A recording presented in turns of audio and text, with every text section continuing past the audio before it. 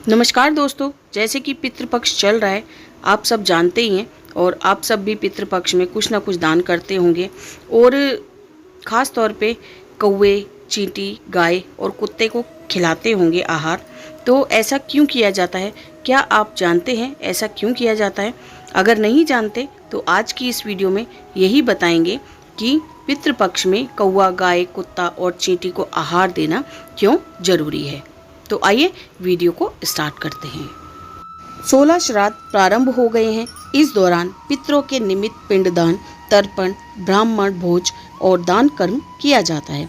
पितृपक्ष में गाय, कुत्ते, चींटी, कौवे आदि को आहार देने की परंपरा है।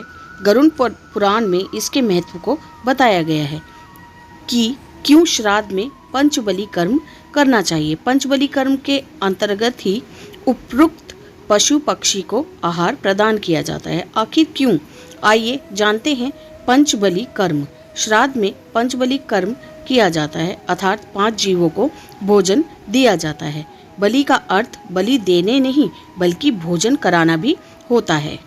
श्राद्ध में गौ बलि, श्रान बलि, काक बलि, देवादि बलि और पीपलिकादि कर्म किया जाता है। हमारे पितृ किसी भी योनि में हो सकते हैं, इसीलिए पंचबक किल कर्म किया जाता है।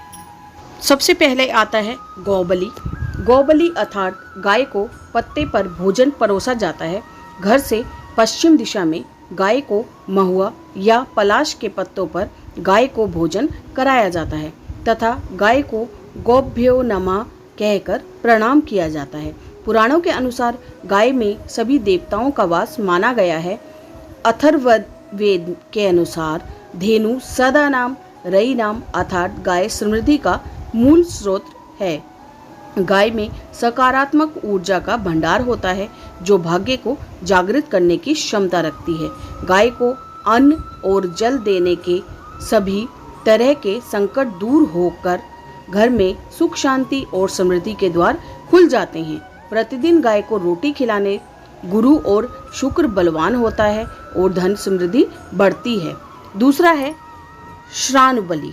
श्रान बलि अर्थात कुत्ते को पत्ते पर भोजन परोसा जाता है। कुत्ते को भोजन देने से भैरव महाराज प्रसन्न होते हैं और हर तरह के आकस्मिक संकटों से वे भक्त की रक्षा करते हैं।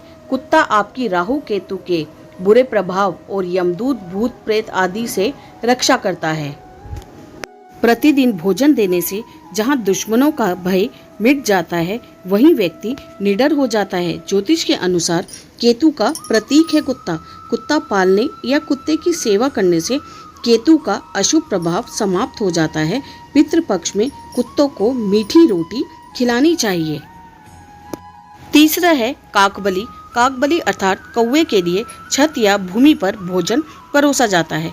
कहते हैं कि कौवा यमराज का प्रतीक माना जाता है। यमलोक में ही हमारे पितृ रहते हैं। धार्मिक मान्यताओं के अनुसार कौवों को देवपुत्र भी माना गया है। कौवों को भविष्य में घटने वाली घटनाओं का पहले से ही आभास हो जाता है।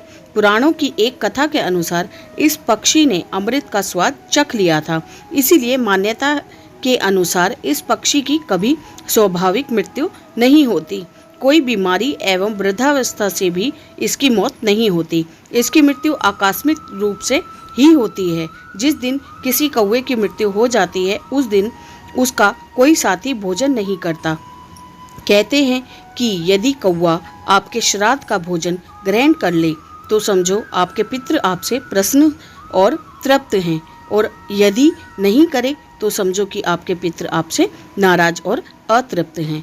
चौथा होता है पीपलिकादि।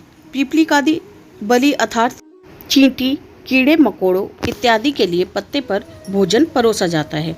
उनके बिल हो वहाँ चूरा कर भोजन डाला जाता है। इससे सभी तरह के संकट मिट जाते हैं और घर परिवार में सुख एवं समृद्धि आती है। देवबलि। देवबलि अर्थात पत्ते पर देवी देवताओं और पितरों को भोजन परोसा जाता है।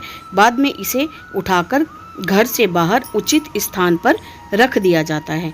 आशा करती हूँ आज का वीडियो आप लोगों को पसंद आया होगा। वीडियो पसंद आया हो तो मेरे चैनल को लाइक, सब्सक्राइब और ज़्यादा से ज़्यादा शेयर करिएगा। मिलेंगे अगली वीडियो में, तब तक के लिए धन्यवाद। राधे राधे।